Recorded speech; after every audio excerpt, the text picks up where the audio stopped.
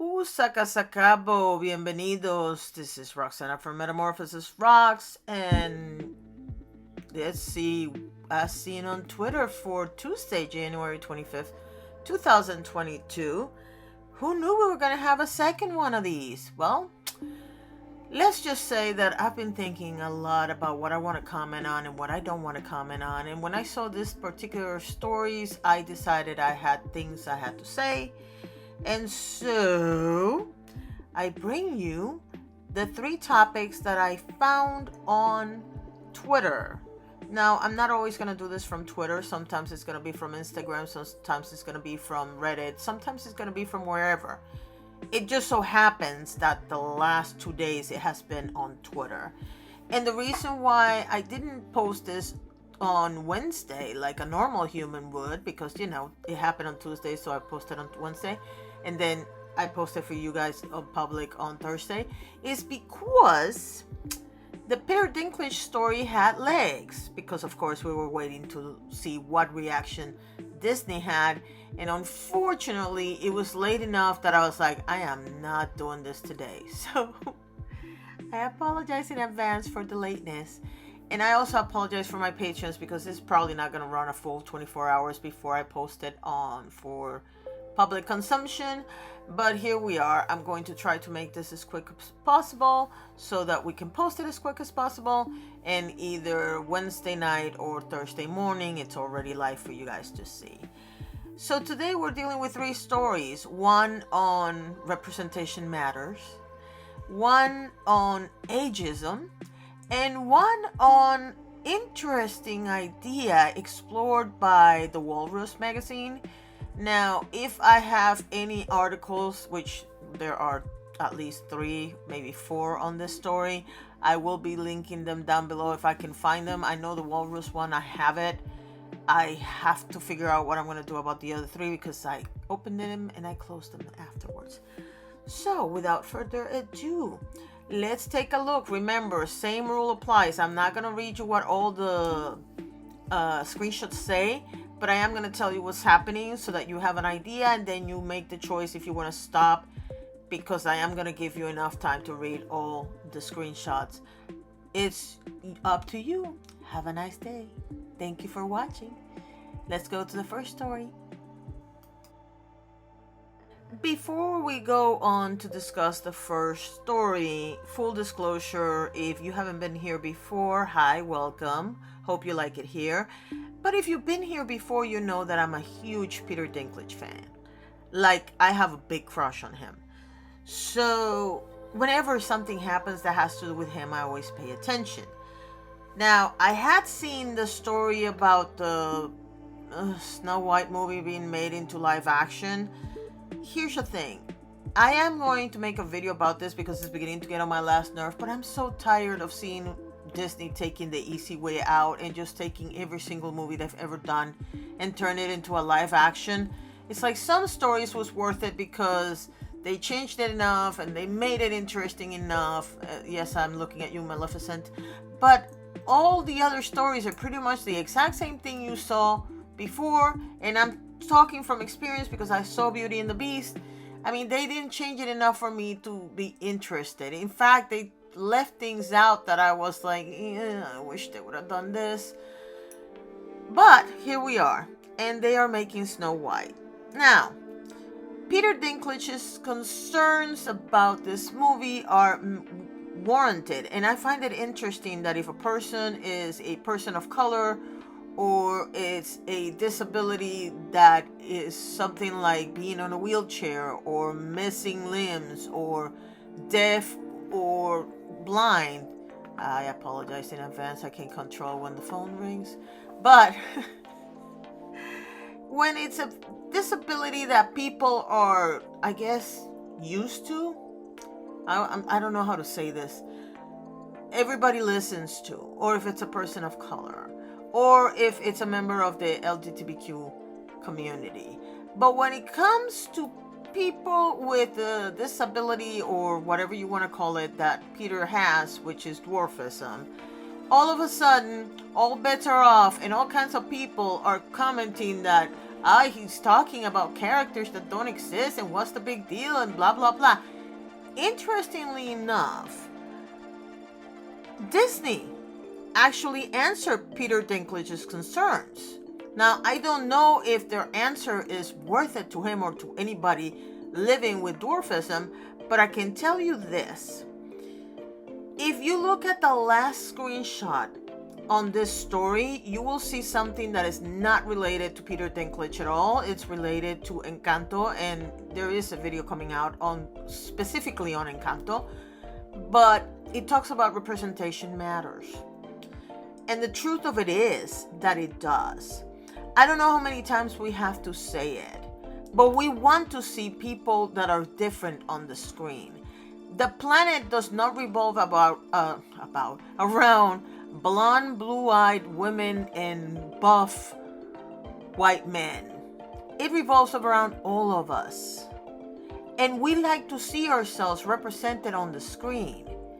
I don't know if you saw Manu and Kenzo, and again, you're gonna see them on the other video, but these kids were just so excited to see themselves represented. And yes, the 7 dwarfs represent a group of fictional characters in a story, but it's still a prop at the end of the day. The 7 dwarfs were a prop. Let's call it what it is, okay? I don't live with dwarfism, but the reality is that my idea of what a dwarf, quote unquote, was based on the 7 dwarfs on Snow White. And yes, they helped save her. But the reality is that the situation was not the most. I mean, they worked in a diamond mine and they had a little house, and I don't know, it's just so full of stereotypes that I understand my generation living in those stereotypes. Actually, I don't, but I don't understand modern times requiring this story at all. I would like to know what you think about this particular story. Leave your comments below. Our second story deals with Emma Thompson talking about a movie that she just completed and how challenging it was for her to do the nude scenes at 62.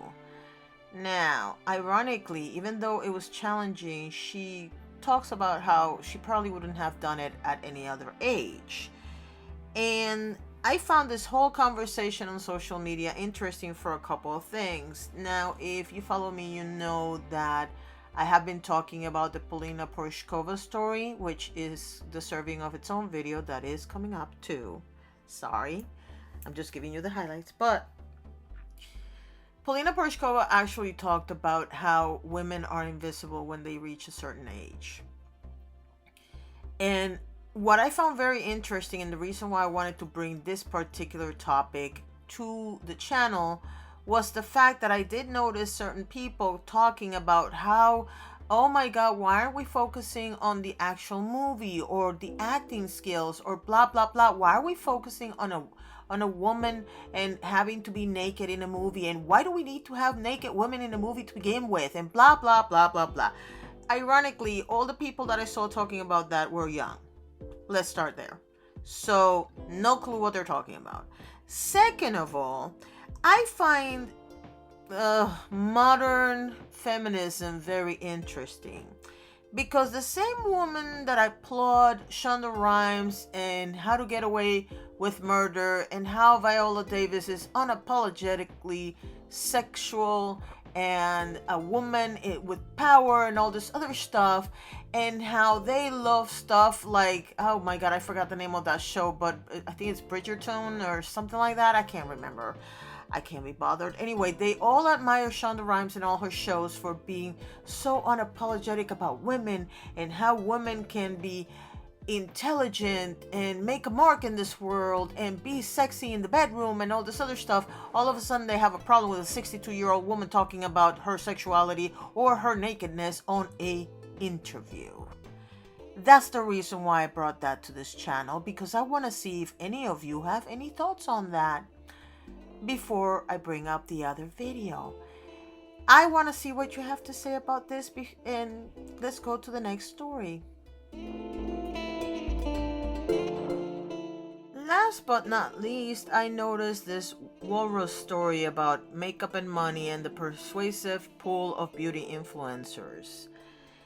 I don't know if I'm going to make a complete video on this particular topic because I definitely have all the receipts. But here's the thing I found interesting. Let's start with the fact that you all know how I feel about logic in general. And if you start with a premise that is not entirely true, then I might have a problem with the rest of your argument. And this article does start with a very erroneous premise.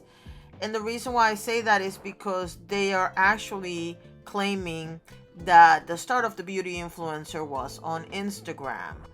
The way they worded it, at least in the first 4 or 5 paragraphs of the story, I didn't see the whole process of YouTube and the influence that YouTube had on this at all. And so that bothers me. I am very curious as to where this particular mentality is going in terms of how the beauty influencer gives a face to the many corporations that are walking around.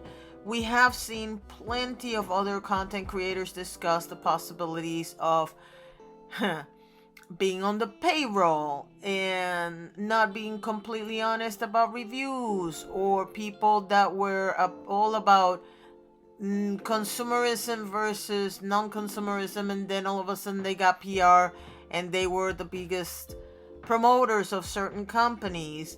The debate between indie brands and big box brands, all of that is, to me, all of that has something to do with this conversation. And I find this particular topic very interesting because, of course, my background is marketing, and anything that has to do with human behavior is very interesting to me. But before I decided to do an entire video on that particular subject, I wanted to see what you guys thought. So I would like to add that at the end of this particular set of screenshots, a very wise person mentioned Socrates and Aristotle and how they were, shall we say, one of them was killed and the other one had to disappear in order for them not to be prosecuted for influencing young minds. And that pretty much says it all. Where we are now, where thanks to originally media and ads that focus on celebrities started, and then it moved to what do you call this, reality stars, and now it's moved to social media celebrities, and how that impacts sales, how that impacts behavior is a topic that is very interesting to me. But let's call a spade a spade. This started a long time ago, before social media even started, with actual celebrities hawking products. And then it moved to social media, but the reality is that the majority of the influencers got their big push on YouTube. And I didn't see enough of that mentioned here. Anyway, let me know what you think about any of the 3 stories or all 3 stories in the comment section below. Thank you so much for watching and have a fabulous day.